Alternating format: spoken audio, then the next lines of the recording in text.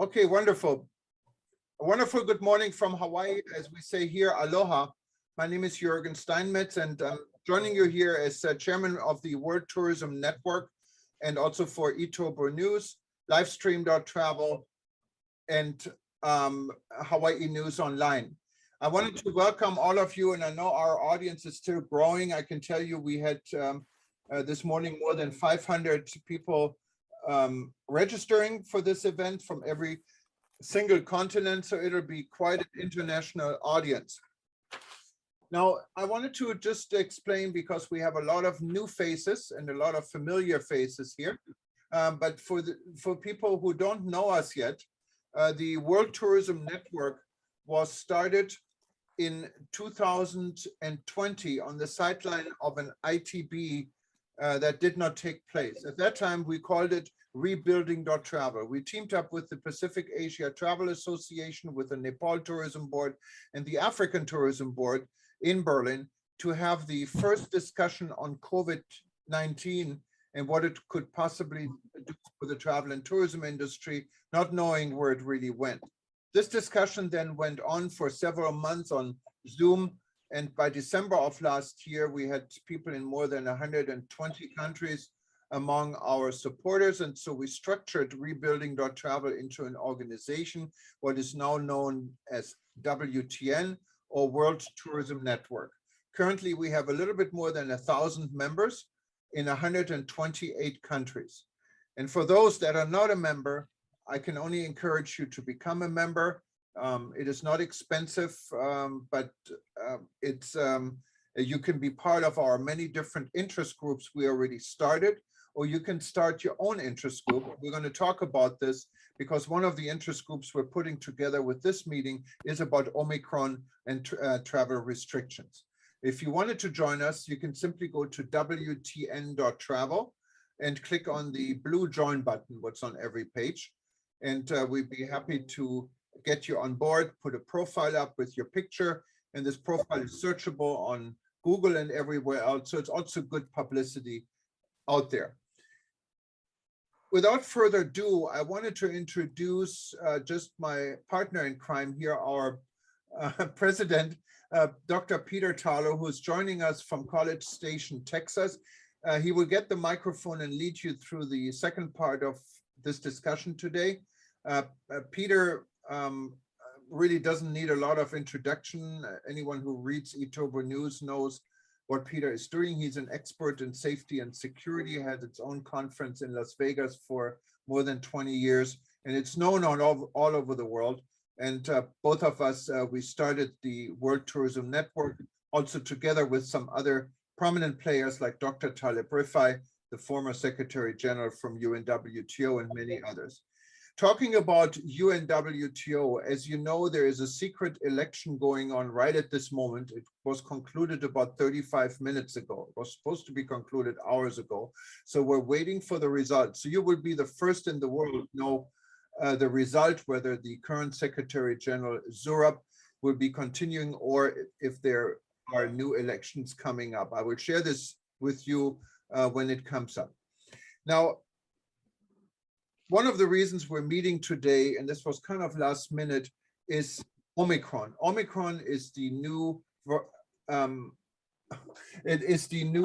type of virus what emerged out of the Delta, I think, for COVID-19, and is making headlines all over the world. It actually made almost all of Africa very, very upset because Botswana and South Africa was labeled, many thought over the weekend, of being behind or being responsible for having this virus. And there are crazy stories coming out. In the meantime, we all know that's not true. There are more than 30 countries that closed borders. The United States is about to announce entry requirements, very different, more strict. Europe is locking up, Japan completely locked up. And I think what I like to do before I give the microphone to Peter, just hear from some of the key people who have been helping really to put this event together. And then Peter will take over and we can start our discussion. Maybe first of all, I was inspired having this event, and I think he's here, by Joseph Kafunda. Joseph is the ambassador, I believe, for the African Tourism Board and based in Namibia.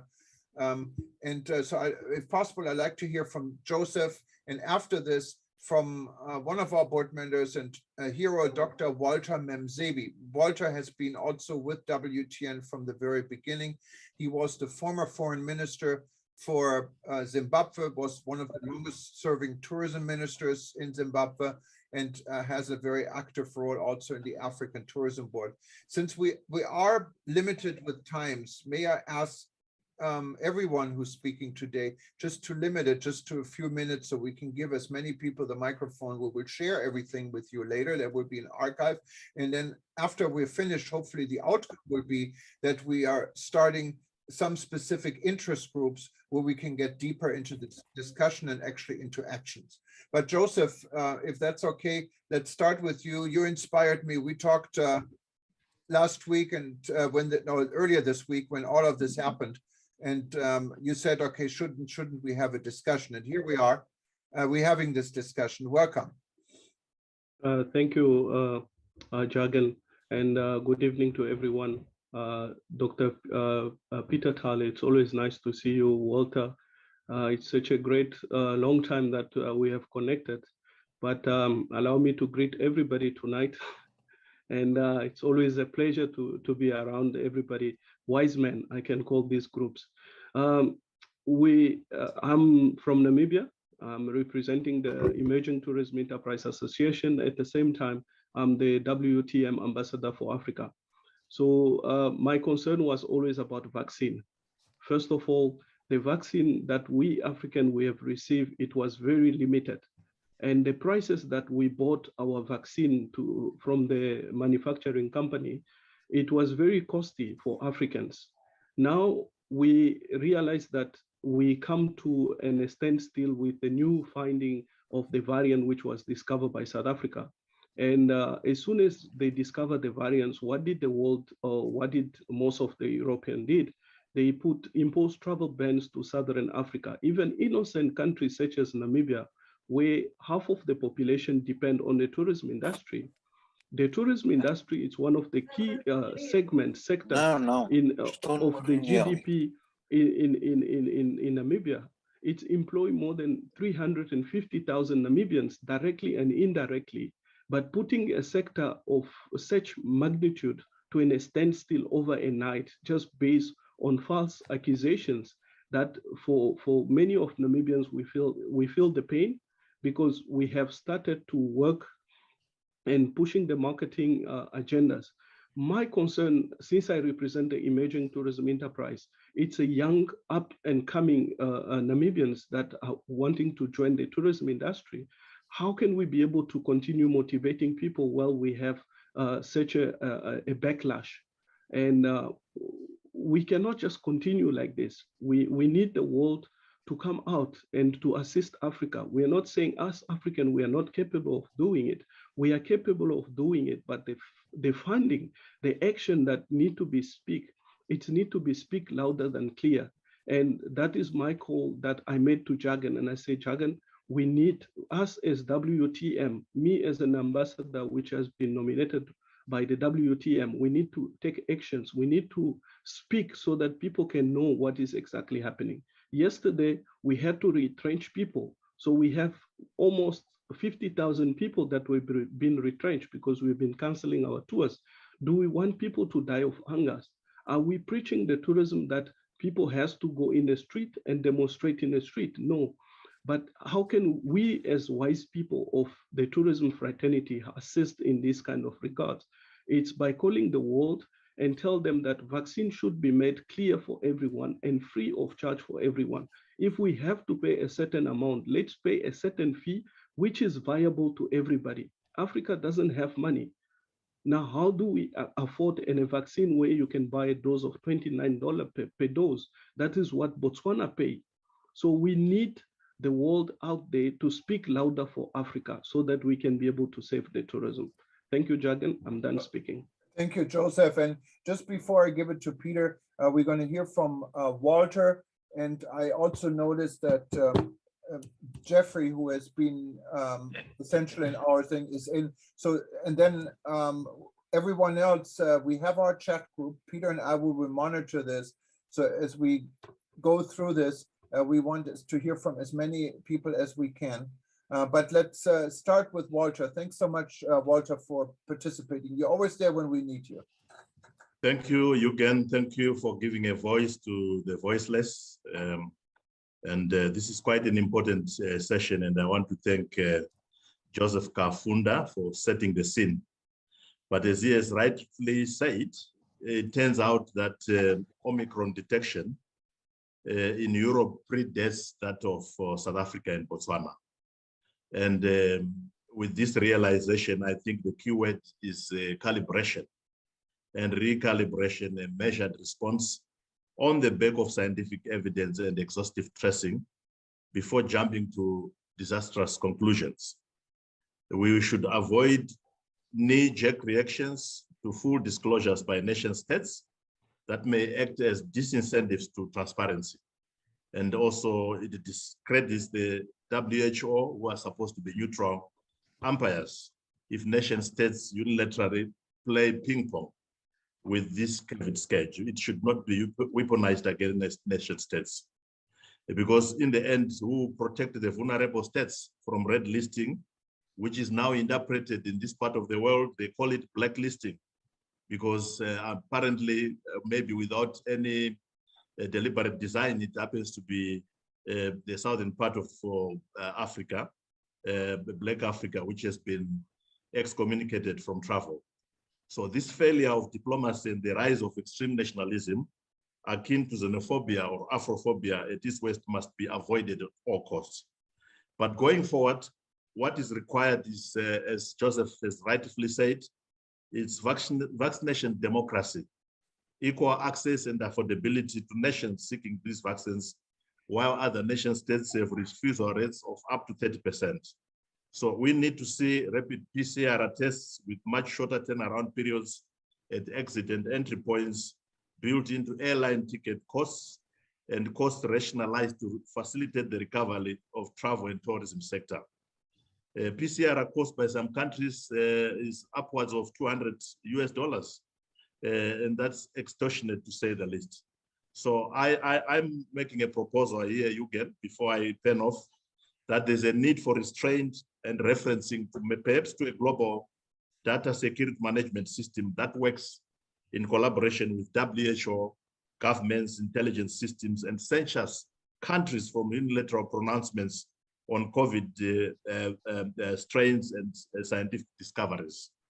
The old age medieval excitement accompanying discoveries must be maturely contained and regulated by greater global interests of protecting lives, livelihoods, and international harmony. And finally, my proposal is that we actually need to get involved in the UNWTO Convention on the Global Code of Ethics on Travel. I know it was made a convention in 2019, but what extent it is binding countries from unilateral actions, I'm not sure at this stage. But maybe we should take our interest in that and reinforce it and make sure that even as they announce the results tonight, we follow it up and see that this convention is applying fairly to countries. I thank you. Thank you very much, Walter. And I'm not sure, Jeffrey Lippman, if he wanted to add anything. You have been very active, and I know he's our climate guy who has been very active, specifically environmental field. Did you want to join in here? Otherwise, I would give the lead to Peter at this time. Good morning. Can you hear me okay? Hello. Good morning. Can you hear me? Who is this? This is Jeff Cohen. Oh, no, I meant Jeffrey Lippman, if that's okay. Gotcha. Okay, just confirming. Thank you. Okay, so since I'm not sure about Jeffrey, and yes, we're going to have a lot of people who wanted to speak. I already see the chat group. We've seen your comments. We have limited time, but I wanted to give it to the expert. And the expert is Dr. Peter Tarlow. Peter, the floor is yours. We're going to help you to maneuver through it, hopefully here. Go ahead. Welcome. Good evening, good morning, good afternoon, wherever you happen to be in the world.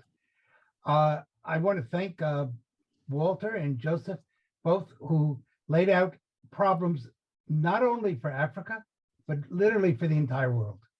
All of a sudden, people are again afraid to travel. There are over 30 countries that have now applied restrictions in one way or the other. And that means that someone possibly traveling from the United States to Europe is not sure that they can necessarily get back easily to the United States or in many other parts of the world. So we have to see this as an international crisis and something the tourism industry is just beginning to get its legs back again. People are once again beginning to travel. And all of a sudden, we have a new variant. We don't know if that variant is really terrible or not. There seems to be differences of medical opinion. And one of the things I want to emphasize that Walter has stated, this needs to be based on facts and not on fear. And we need to be making policies that are decided by not emotions, but rather by realities. And again, it needs to be seen as a world problem because each part of the world is going to face different issues along the way. Certainly, Walter is correct. There were examples of Omicron in other parts of the world besides Africa. And that means that, again, we're dealing possibly with emotions rather than with fact-based realities. So how I'd like to structure today is hear from different people around the world, get opinions for maybe about 30, 40 minutes. I'm going to ask you to speak for only maybe 2-3 minutes, no more than that. And if it goes longer, I'm going to have to be mean and say, please bring your statement to conclusion. And then the second half would be to look for actual solutions, ways that we in the World Tourism Network can help people and help the tourism industry. And that means that we have to be specific and we have to be goals. Secondly, I want to make sure that everyone understands that you cannot, the World Tourism Network is only as strong as its members. If you are not a member of the World Tourism Network, please go to our website and join, because without real membership, then this becomes nothing more than a discussion and it ceases to be an organization with teeth that's able to speak. It'll be very interesting to hear what's going on with the UNWTO. I would say that over the last few years, the UNWTO has not taken a very active stance in promoting the tourism industry through possibly its greatest crisis. And we don't know where the UNWTO will go or not go. I'm sure Jürgen will jump in and give us the results as soon as he knows them. But in light of that, it's really important that the World Tourism Network stand up and becomes a voice that we're able to speak to nations, to governments throughout the world. We represent over 128 nations, and that's a very powerful issue. So what I'm going to do now is ask people who would like to speak. We've heard from 2 people from Africa. If there's somebody here from Latin America or from Europe who'd like to speak, why don't we begin that way? Peter, I made you a co-host, so you understand. So if you open up on participant, you can see who's raising the hand. Right now there is Fazou Demir. He's also from Africa, from Senegal. But also whoever clicks on raising hands, please do, and then we can, Peter and I, we can see this actually. Yes. I see Dov Kalman from Israel is raised his hand. Dov, why don't you give us the perspective from the Middle East? Thanks so much. Do you hear me? Yes. Good, good. Sorry that I can't stay with you guys for the rest of the evening. I just want to share my frustration and my solidarity with our African friends this night. You know, normally I'm a proud citizen of my country. Today I'm ashamed I'm ashamed not only of what the Israeli policy is, but actually about the general policy of so many countries. You mentioned the Omicron story is based on maybe on lack of facts. I think there is something deep inside that has created this hysterical decision to boycott actually the African continent. I mean, Israel on Friday night decided to cancel actually the 50 countries from the map of the world tourism industry, something that I find completely unacceptable. I find it very bad to accept. The distance between South Africa and, South Africa is not the place where all this started. It's the place where it was, where the name was given. But it was there before. The Omicron was there before in Europe, before it was in South Africa. But even if you take the South African story, I mean, to define the whole continent, the whole sub-Sahara continent as a red destination, I find that very, very tough. I mean, the distance, for example, from Rwanda to South Africa is larger than the distance from Helsinki to Madrid.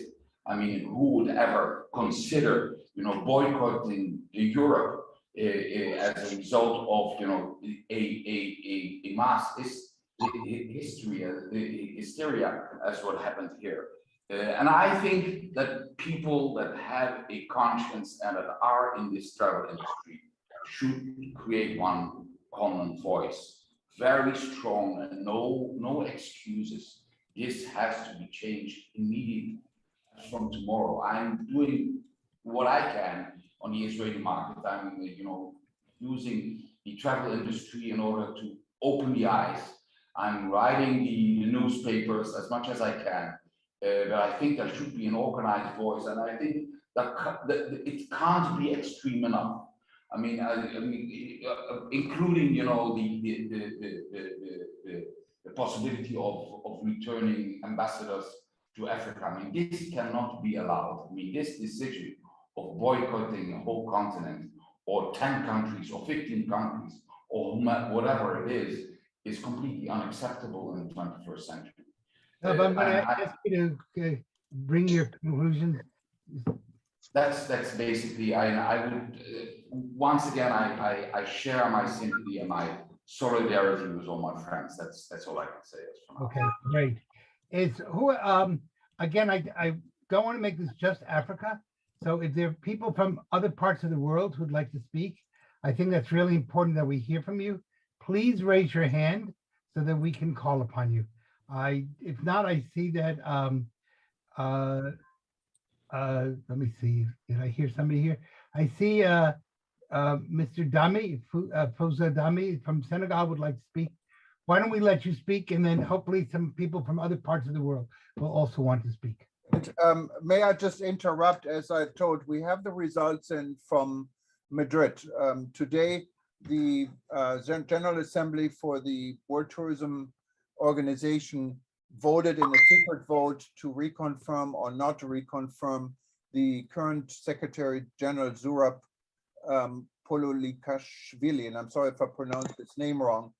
You all know that we at WTN had actually been outspoken against his confirmation. Jürgen, did they reconfirm him? And the vote is in. 85 countries voted for the confirmation, 29 countries against it. Therefore, the Secretary General will have another term of 4 years. And I think at this point, it's highly important that the world is working together with the leadership that was now confirmed by 120 some countries attending Madrid. And it's whether this is a political decision or a decision of heart, we don't know, but there is a decision. So from our end at World Tourism Network, I think we can congratulate Zurab for another term. And we hope that the World Tourism Network will be able to work with UNWTO and becomes an alternative voice in many cases and an additional voice to help the industry to go through this crisis. Now, this was just from me real quick, and Yes. Peter, let's go back. Okay, sorry. Okay, so let us speak to Mr. Demi from, I believe Senegal, am I correct? Yes, you are Okay. correct, my dear. I'm Okay. very happy to be part of this conversation. And would you please take my intervention, which I already signed through the discussion, because I don't want to speak English a long time, because I express myself more in French than in English, but I already sent all my preoccupation in the discussion. Would you please read it? But what I want to summarize is to say that today the UNWT is having a meeting, and we should act. We are talking too much, but what I want to ask my fellows is, to try to give some direction, actions, and send it to the UWTN and all the country members, to take into consideration what we put on. First, about the vaccine, and second, the free circulation, freedom for people to go to in any other place they want for free tourism. This is some action that ministers who are now in the UWTN discussion can handle. Also, the next president of the African Union will be the president of Senegal, Mr. Macky Sall. I'm working in the government, and I'm very close to the president, and I talk to him.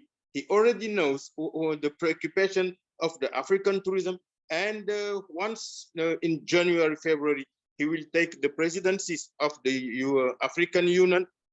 He will make all his effort and fighting, for the vaccine, but also how to develop and how to give consideration to the African tourism. So we alone, as the WTN, as ATB, we don't have, the decisions because we are not politics.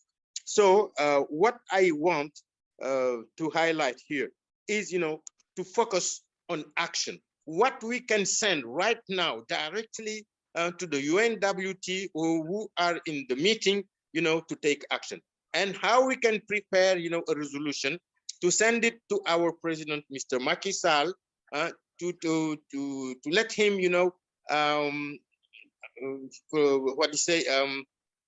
bring his president, his fellows president, around the table to discuss, especially, the vaccine for Africa and the tourism in Africa. To have a summit exclusively in vaccine and tourism for Africa. And I can push, and my minister also can push, because my president is very aware of tourism development, and he loves Africa, and all the president knows that he is fighting for the interests of Africa. So this is what I wanted to say. And Mr. Jürgen, please, if you can summarize it, because I already sent it on the discussion, so people, they can more understand what I was saying. Thank you very much. I want to thank you. I'm going to ask from people from different parts of the world. I think it's not good for Africa if this becomes an African issue. It should be a world issue, and it should be. You're right. It should be important, because what takes place in one part of the world can very quickly move to another part of the world. So therefore, it's really essential that people from around the world speak. I see that Diana and Deepak both have raised their hand. Peter, just real quick, if that's okay, Fima. I haven't seen this, what you sent, and it's not really a speech that much here, but just getting summary, but we'd be happy to publish this within upcoming interventions also on our website in regards to member input. Okay, so Peter, go on. Yes. Go ahead. Diana, why don't we have Diana, then Deepak, and then Gertrude? That's three people from different parts of the world. So Diana, would you like to speak? Yes, I just wanted to say greetings to everyone from Jamaica and the Caribbean, that our approach is an educational approach to communities. Many of them don't understand what this is all about, and they don't understand how to improve their immune systems, because it's all very well and good to have vaccines, but you know, if they don't eat right, and we have all the fruits and vegetables and the herbal parts of the island, we have many things that are healing. So we're finding it works well when we start doing that educational program, and that's our mission for 2022, to let everyone know how they can move forward. Because whether we like it or not, we're going to live with this thing. So we have to get people prepared. And it's no point just saying, I'm not taking the vaccine. They have to understand the importance of it. But at the same time, they have to be educated how to be healthy. So that is what we're doing in Jamaica and the Caribbean. Thank you so much for your comments. And you're, of course, 100% correct that health is not just one particular variant of a virus. We're going to have other variants. And the stronger and healthier you are, the better you're able to withstand whatever the variant is. Deepak, I think you had your hand raised. Thank you, Peter. Thank you again. As you mentioned, I think this is not the issue of Africa only. This is for whole world. This is for the every tourism professionals. So I would like to suggest a few steps maybe we can take further. We all know we are going through the biggest challenge in our history of the tourism development. But unfortunately, our voices is not becoming that stronger, which needs to be. Maybe I think the global tourism platforms like UNWTO, PATA, WUFTA, WTTC, once again. So WTN through World Tourism Network, we can let's try to build one alliance. And that alliance maybe can develop a new set of guidelines for the countries, guidelines for the tourism professionals. So that may help, one thing. And another thing is through this alliance, or maybe if we cannot make alliance, maybe through World Tourism Network itself, we can run a campaign where I have been observed, like, even in our part of the world, most of the decision makers who are in the decision making points, I mean the ministers or prime ministers or the presidents or the regional heads, they don't have a real understanding of tourism. They think the tourists are the traveling, the species, and travelers are carrying the diseases or the viruses. So that kind of just one line of thinking they have. Maybe through this alliance or through our network, we can announce a campaign where the tourism professionals from every country, we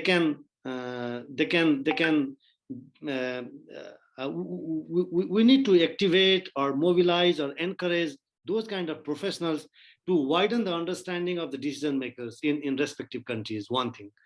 And second thing is through these professionals, we can also do a kind of lobbying. There are two things in vaccination case also. One is we need to gear up the vaccination rate throughout the world. And second thing is there is a kind of some set of people who are vaccinated a particular kind of vaccine. They are not eligible to travel in different countries. So that kind of mismatch, or I don't know, discrimination is a right word or not, but so that kind of some confusion are there. So for this, maybe it is better if we can create a larger alliance, bringing all the key players together, or through WTN, World Tourism Network. I think we need to run a campaign where we can mobilize, activate. We are doing it, but need to expand and widen whatever we are doing right now.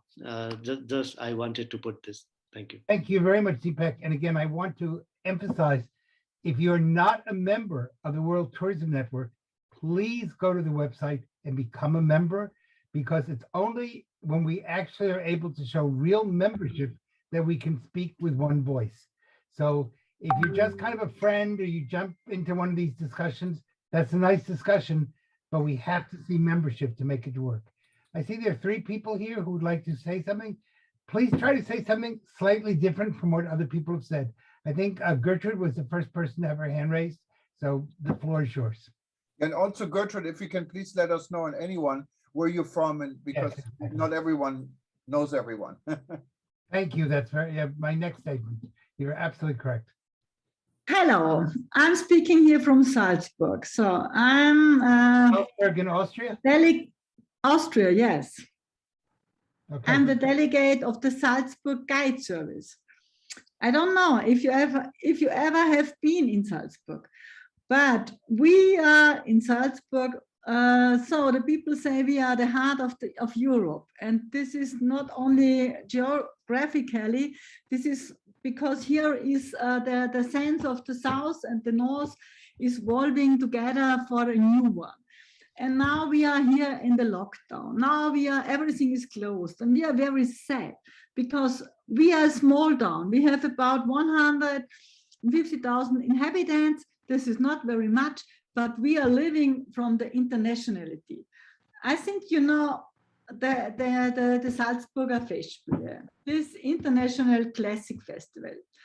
We have been very glad because it happens also in this hard summer of 2020, because we had a strong president and she was very strictly. And now we are all looking for the future. What will happen? So the vaccination, I'm very for the vaccination, but you have a lot of people that are not for this. But we have to create a new future for us. And this is very important for the international development. My dream is to go to India for my travel for 4 weeks. I planned it 2 years ago, you know what I mean? And so I think we have to stay positive. Our most important work is to transport the positive feeling, to be positive, not negative, to stay in the time now, not in the past, not in the future. We live now, and what is happening is important for now. And this is, I want to say to everybody to stay positive and to take all the force to transport this positive energy around the world. This is what I want to say. Thank you so much. Christine, I believe you have your hand up. Christine Killinger. And tell us where you're from and what you do. You have to unmute yourself. Christine, you have to unmute yourself. Christine, we can't hear you if you don't unmute yourself. There you go. Okay. Right. Now All right. I'm from Montreal, Quebec, Canada. I am president of SCOL Montreal chapter. The head office is in Madrid. We have over 14,000 members worldwide. And I just want to express my concern about the industry and what we're going through, the travel industry. And I think that we are all somehow not getting through to politicians and not able to really show the impact that it has had on tourism worldwide with what we've been doing. And I think we need to change our strategy. And my suggestion would be that we start to put pressure on the pharmaceutical companies to donate vaccinations to countries who can't afford them. With all the money they've made with what they're selling, I'm sure they can afford it. They're in good financial situation. I also think that everyone has a responsibility to speak to the media and have media reports on what is going on. And I also think that what is happening to tourism, because tourism is your financial well-being, because it brings money in from other countries. It's not just money circulating within your own area. And it's the world economy that's at stake. So everyone needs to get involved. And if we all work with the medias in our own cities or countries, and we put pressure on pharmaceutical companies, and we don't allow travel to anyone who is not vaccinated, to try to contain wherever the issues are, whether it's COVID or Omicron or whatever else is coming down the line, because obviously we're in an era now where we are dealing with different things that are coming up. So I think we need to work together with everyone, you know, PATA, UFTA, SCOL, WTN, and put pressure on the World Health Organization, but mostly on pharmaceutical companies to donate and to make sure that people do not, instead of stopping people from traveling totally, just the people who are not vaccinated. And when I grew up years ago, when I was a child, we didn't have a choice. We were all vaccinated for polio. My parents weren't given the choice. I wasn't given the choice. And I think this is at the point where our hospitals and everyone is overrun. In Quebec, we are 90% vaccinated, of which 45% are children, which now between 5 and 12 were given the okay about a week ago, and 50% are children, I'm sorry, and 45% are people who are not vaccinated, who've been hospitalized.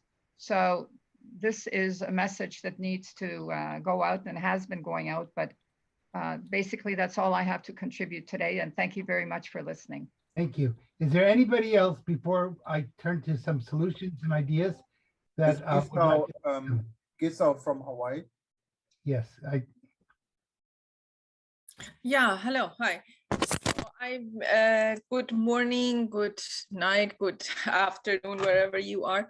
My name is Giso. I live in Honolulu, work in sustainability and renewable energy, and as engineer.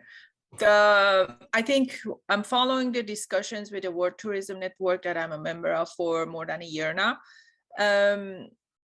We have as international power, there is definitely need to be a voice, but I also see that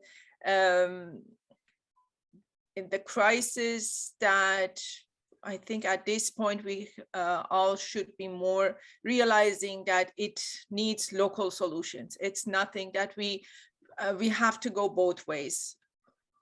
International work, that because the tourism was built on international connections, but I also think local communities can distribute a lot and also get the support of local governments in order to be more sustainable. We see that international connections might, through challenges, through international problems and issues that we have right now, and at the end, when it comes to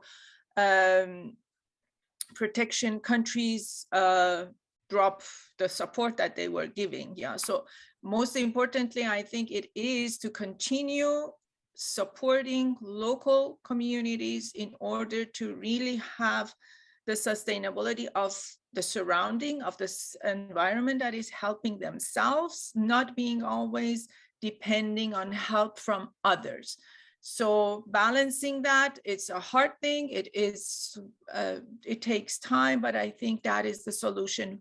A strong voice for the international platform, but also strong small communities to protect themselves from all that we are experiencing right now. Thank you so much for your comments. Jürgen, do you see anybody else here who would like to say something? If not, I think we're going to start switching to some ideas, summary and solutions. So if anyone else wanted to add something to it, just simply raise your hand. And we can give you I don't see anyone. In lieu of that, I'm going to first try to summarize some of the things that we've heard, and then give some other ideas and solutions that we might want to consider. Again, this is all of us are brainstorming, so there's no one perfect answer. Certainly, we have spoken a lot about vaccines, everything from a far position of you cannot travel if you're not vaccinated, to those who have said we need local solutions. There's been suggestions of helping certain countries who maybe cannot afford the vaccine. And those are also certainly all very valid. I think we need, I'm going to give some really specific solutions and ideas. First of all, we need to really understand the factual basis of what's going on. That means different countries have different laws. Different people are able to be vaccinated or not vaccinated. Even during the polio period, there are some people who are exempted because of medical issues. Thirdly, this will not be the last variation of COVID. I think we need to understand that. And that means that we're going to have to be able to develop new forms of therapeutics that will deal with the issue from a different perspective. Vaccines are valuable.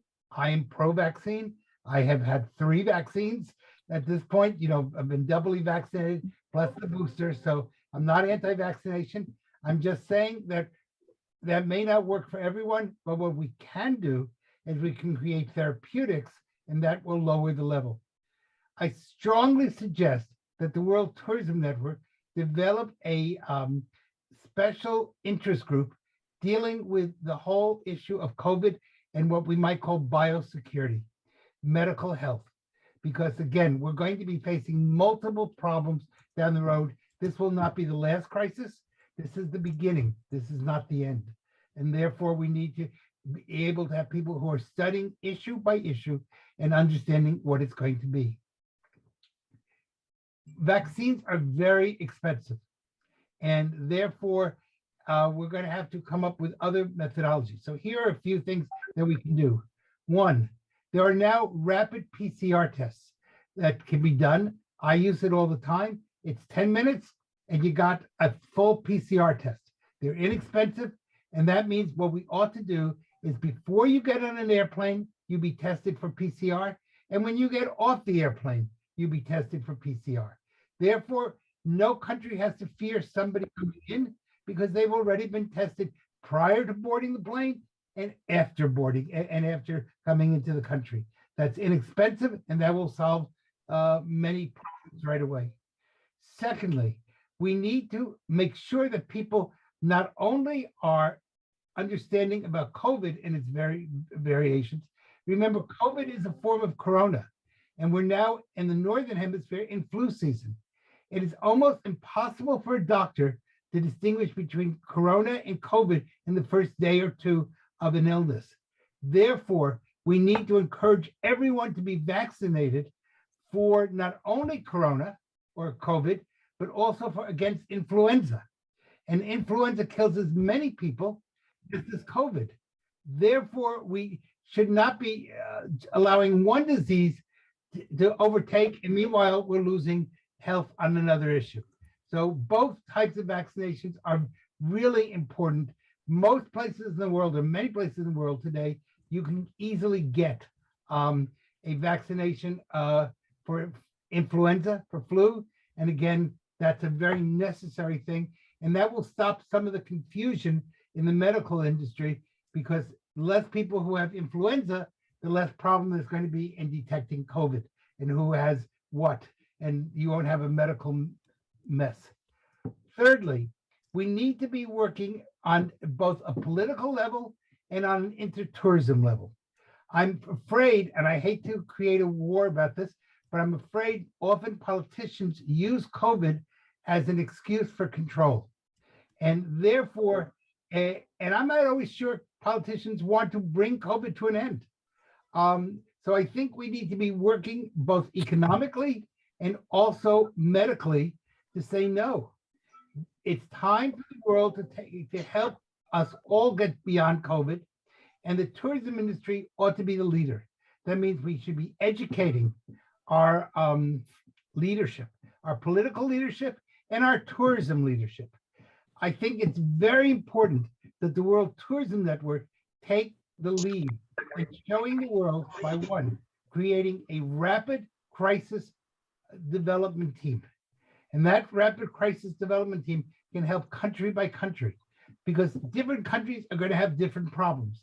I really appreciate very much I forgot her name now, but the woman from Jamaica who spoke about just general health. People who are in good, healthy condition are able to withstand COVID much more than people who are not well nourished, who are not in a good, are not having the fruits and vegetables, etc. So one, we need to really work on upping the standards of health, not just the economics of it, but personal health, and that means personal hygiene. That means good water. That means having people understand that they have to eat fruits and vegetables that are good for their bodies, so that they have the wherewithal to be able to stand up against it. So what I would propose is that we develop a small group of people from around the world who develop a rapid COVID crisis intervention. And then when each country can then come to us and say, this is our problem, how can you help us? What suggestions do you have? And those suggestions should go to the political leadership, the tourism leadership, hotels, that means sanitation, that means airlines, that means terminals, airline terminals, etc., etc. There is no one answer. It is a basket of answers. That means vaccination, that means therapeutics, that means health standards, that means good hygiene, that means good food development, and that means a political will to raise the level of the world. I think if the tourism industry can create and show that we care about world health, then we will truly be a shining star for much of the rest of the world. We interconnect people around the world. Let's interconnect our health levels also. So I'm throwing that out for discussion. It's not, a total answer, but we do need to have facts. And it's very important that the tourism industry not say things that, it's belief. It's belief. The word belief in the English language, middle of belief is the word lie. So it's not a question of beliefs, it's a question of facts. And let's make sure that we have good factual basis and then have the political will. To do that, we need your support in the World Tourism Network. I know I've said that 3 or 4 times. Would somebody like to make a comment about what I just said? Yeah, so if anyone wanted to add to it, just raise your hand. Or if somebody would like to volunteer to become part of that group. Yeah, and we will add the group to our website. We will inform all of our members that this group exists, so anyone can contribute and be part of it, and under Peter's leadership, and hopefully we're going to make some noise in the world and make things better. Now there are two people who are raising their hand. Please let us know who you are. Also, there's Tim Anderson. Yes, Tim. If you no, I was raising my hand to say I'd be prepared to help out. Can you hear me? And where are you from? Calgary, Alberta, Canada. Okay, thank you. And one quick little correction there. When the panic of COVID first arose, and they talked about it being more severe than any other type, I actually went online, and what I found was the COVID ends up, if my statistics are going to be correct, and that Dr. Google's where I've gotten them from, it's 10 times worse than regular influenza. It was something like, for every person killed in a car accident, there were 10 that would die of flu and 100 that would die of COVID. It was something along those lines. So it's definitely the regular flu is not as serious. Frankly, I don't get vaccinated for any of those. I've thoroughly vaccinated for COVID and will continue to be, but regular influenza, I just rely on my healthy body to take care of it. And that's been the way for the last 50 years. Anyway, just thought that was an interesting set of statistics. Okay. Actually, Tim, those statistics developed are dependent on which region of the world you're in. So they... Well, we've got good health here in Canada. Maybe that's why. But I'll raise my hand, but I'll help out. Okay, and I really encourage you to get a flu vaccine too. All right, somebody else, Beverly? Hi, I'm Beverly Orbach. I'm representing Women in Tourism International Alliance. I'm here in Los Angeles. Okay. My feeling is really that we have to be really tough now. I think we need to insist you do not get on an airplane unless you're vaccinated, or unless you have a medical excuse that comes from a government authority, not that you can just organize with your doctor who is also, on your side and will just write this. The fact is that PCR tests are useful, but they're not foolproof. Nothing. And I remember last year in Canada, Toronto arrivals, they were requiring everyone to have a PCR test that was negative before they got on the airplane. And yet when they arrived in Toronto, in 1 month, they had 125 people who on arrival were tested and they were positive. The fact is that the PCR test only judges your state at that moment. You may actually be infected with COVID, but not have enough COVID within your body to activate the positive nature on the test. And So Beverly, really, that's the reason why taking the test before you get on the plane 3 days prior, and then when you arrive, because over 3 days, you've had that period. And so many countries are now saying they want a PCR test before you get on the plane and a PCR test after you get off the plane. but Peter, that's the same story. 3 days before you took the test, then you went to the grocery store, the bank and your Yes, sister-in-law came that- over who, Right. And that's why it takes about 3 days to develop. And that's the reason why you don't allow somebody to go past the airport. Every airport should have a PCR testing. So when you get off the plane, you take the PCR test again. Now, nothing is agree. perfect. Nothing I is- agree, but all I'm saying is it's not perfect. And I also want to just inject one point of view that people forget. The Black Death killed 1/3 of people in Europe. There was no medicine. Eventually, it stopped. Eventually, this will stop. You're completely right. There will be more variations, which we should really call mutations. That's what they are. And there will be other kinds of diseases, but eventually this too shall pass. So I agree with the lady from Salzburg who said we have to be optimistic. Yes, we need to be optimistic, but we need to, meanwhile, not close our borders, but just make sure that people who are coming through are vaccinated. And Peter, maybe you can give us a little bit background. You just came back from Israel and there was a PCR test where you get results within 15 minutes at the airport.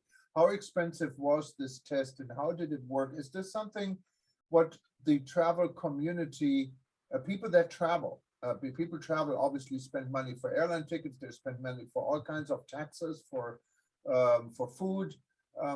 Does this go within, what is probably affordable for a traveler to add to the Yeah, it absolutely.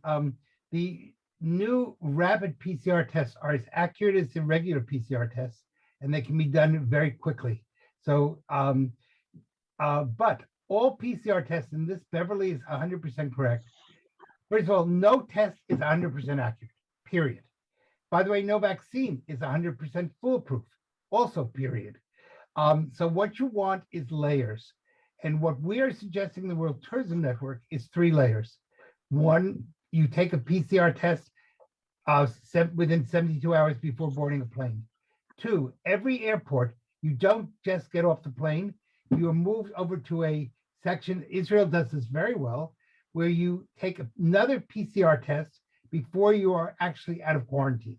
So that'll mean that the doctor now has 72 hours to see if anything has developed. 3, I'm a firm believer, and some people don't like it, but I will stay by it. It's very hard in those first 3 days to determine which is corona and which is influenza. Therefore, get an influenza vaccine also. Again, I'm appreciative of people's laws and rights and body control. I also strongly suggest getting the flu vaccine along with the COVID vaccine. I think they're safe, they're good, they're helpful, and it makes life just a lot easier. Next, I think we need to develop and really push pharmaceutical companies. We have the vaccines now. We need the therapeutics. We need to be able that if somebody does get COVID, that it doesn't bring the world to an end, they're able to take medication, and that medication will allow them to be able to, the fear of COVID will go down radically when we have easily available medication that will function on a therapeutic level. And lastly, I think the world needs to come up with some sort of basic concept of what is expected when you travel. In other words, do you just got on a plane, get off a plane? There's a difference between national flights and international flights. And how are we going to handle this? And every day the rules change. And so the problem is that people are now becoming, there's not only the fear of COVID as a pandemic, but there's also the fear of, if I travel, will I get caught because there's a new government regulation. So we are going to have new variants. That's to be expected. I believe it was Beverly who said that, yes, the test did eventually go away. This will eventually burn itself out, but it may take 20 years, in which case the tourism industry, I don't know if we're strong enough to last 20 years with another year 2020 like we had. So therefore, we've got to come up with other solutions so that economically we don't strangle ourselves while we're trying to deal with the medical side of that. Those are all important issues. I think Christine wanted to say something. Thank you for allowing me to speak again. I don't want to take much time, but they're all super valid. And Peter, I agree with everything you say, especially that PCR. I think it is so important. But I think that we need to try to have a rule that is for everyone worldwide, because different governments have different things, they different recommendations, different airlines. Okay, it's not particularly warm. I think someone, but it keeps me awake, so I'm like, I'm fine. I'm sorry, is someone else speaking? No, I'm sorry. I'm sorry. It was by mistake. I muted it. you gotta, we Oh, know okay. that somebody Okay, was, so if we have, so that people understand, this is what you have to do if you're traveling, before you go, when you're away, and what have you. So that one rule, if we can somehow organize everyone in the industry to understand this is what is needed. And Peter, you're so right with your PCR. I agree 100%. But I think we need to prioritize. We all need to get together and prioritize on what we do, how we do it. We need a time frame, who's going to do it. And anyone on here who's part of an organization or head of an organization should be on board with it. And we need to lobby this within our own countries and our own cities. thank you. That's all I have to say. Thank you. Thank you, thank you. And by the way, part of this is also the media, and we need to be making sure the media does not scare people, but rather the media provides real facts in a way that people know what to do. Is there Peter, anybody else who would like to say something?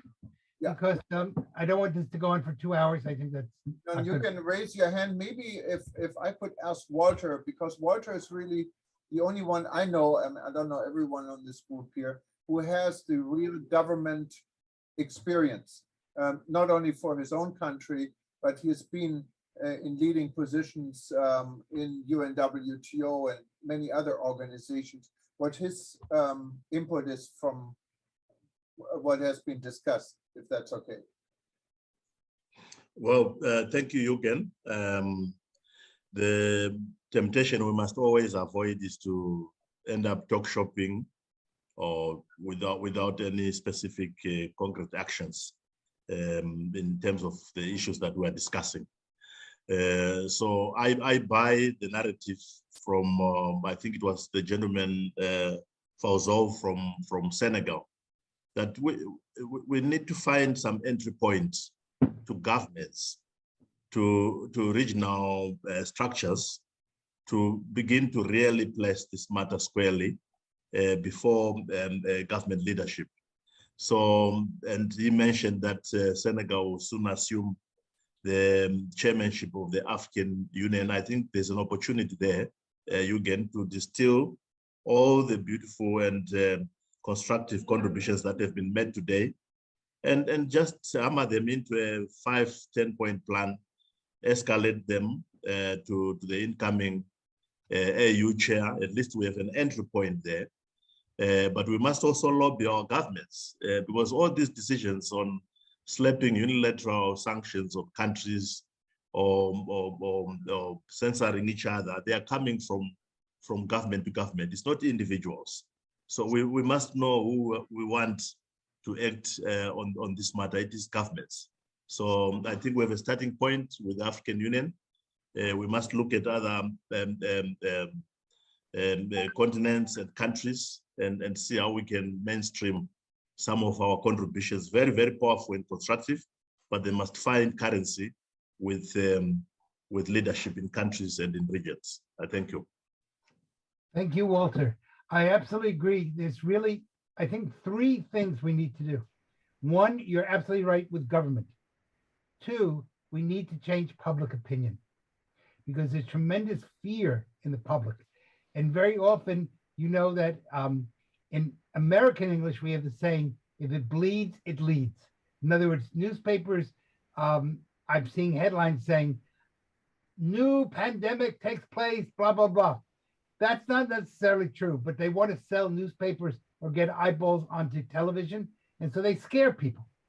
And so we need to get the media to really address this as a serious issue, not as a way to make money. Because not only are some of the pharmaceutical companies making money, but so are also the media. And the media want to create panic in order to sell more newspapers or get more people to watch television or whatever it happens to be. And that is the reason why I'm suggesting that the World Tourism Network develop a small cadre.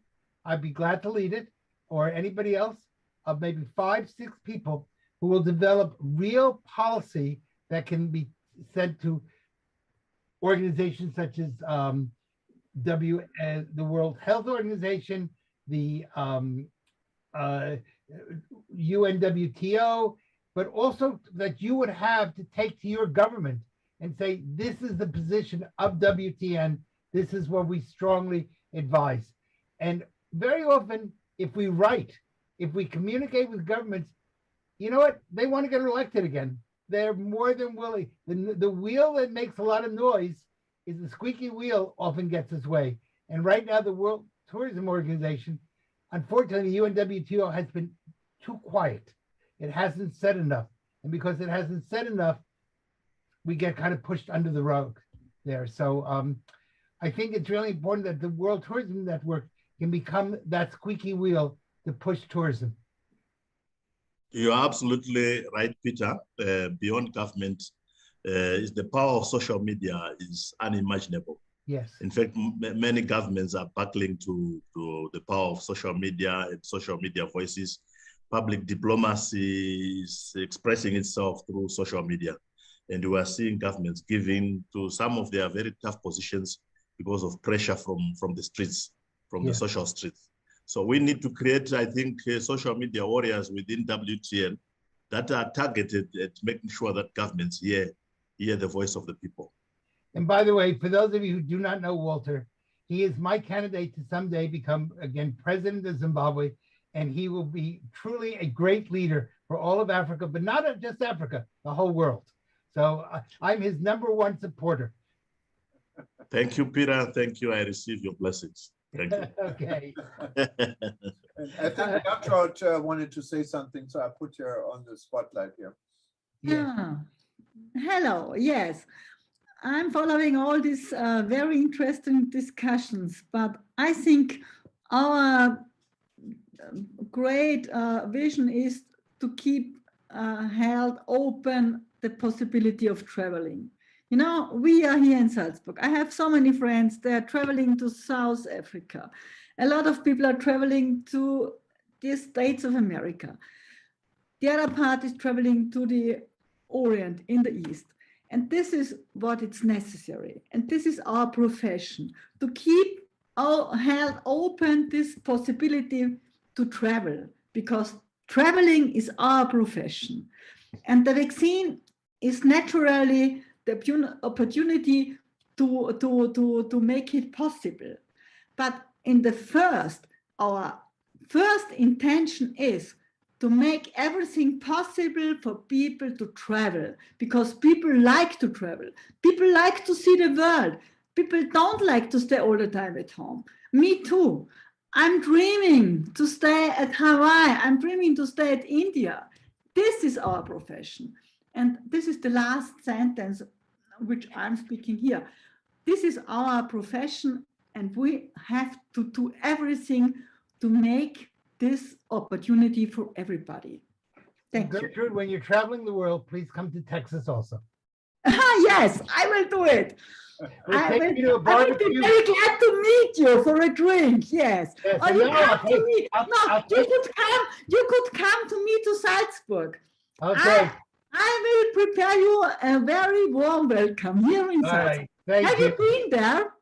Okay. And I'll tell you what, when you come to Texas, I'll take you for barbecue and show you Yeah. a rodeo. Yeah. But first you come to Salzburg. Okay. Okay, promised. From your mouth to God's ears. Is there anybody else who'd like to say something?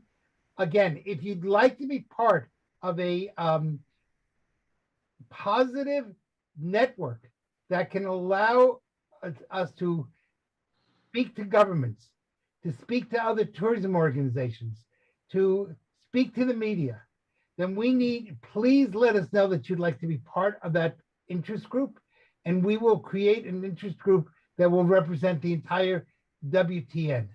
Again, if you have not become a member of WTN, please do so, because it's only through your membership that we're able to speak for you. Jürgen, you have a final word. Yes, I don't see any hands here. So we're a little bit more than the hour we had for this. So we're at an hour and 15 minutes, what is wonderful. And I think this was a good discussion. It probably gives a lot of opportunities for everyone to think about it. We're going to collect this information. We're going to archive this session on WTN and also on our YouTube channel. And we're going to summarize what we have said, and then hopefully start this special interest group. You can then join and be part of it. We will also share it with those that didn't have a chance to be part of this, but told us they're interested in this session, and there are more than 500 of them. And again, I mean, we're going through uncertain times. Let's trying to make things easier, more transparent. And I think our organization, and if I look at the people that are already members and potential members, we're well positioned in making a difference, at least to get people talking about what could possibly make life a little bit easier. And I have to agree, yes, we all want to travel. And I can see it here in Hawaii. We still have record arrivals coming in here. Our planes are full, despite all this fear and bad information we have in regards to travel and the new virus. People cannot be stopped really in traveling, but we have to, of course, make it safe. We have to start understanding how to live with the virus and not just lock up from the virus. But I wanted to thank everyone for being part of this. Thank you for listening. And please, not only do we need to talk, we need to act. And if you haven't been vaccinated, please get vaccinated, both for COVID and also against the flu. Thank you. Thank you very much. And I can say aloha here from Hawaii, and namaste to Nepal, and good evening, good morning, wherever you guys are. Yeah. And please stay tuned. We're going to send everyone an update. I know who you are because you gave us your email address when you signed up. And hopefully we can stay together and work together to make this a better world for the travel and tourism industry and all together. Bye-bye. Bye-bye, guys. Bye-bye. Bye, Jürgen. Bye. Goodbye. Bye, Apollinaris. Bye. Thank you. Oh, thank you. Thank you, Bye. Jürgen. Have a lovely Thanks, evening, Jürgen. everyone. Thanks, Peter. Bye. Bye, everyone. Bye. Bye from Bye-bye. Nigeria. Bye-bye. Oh, nice. Thank you. Bye-bye. Thank you.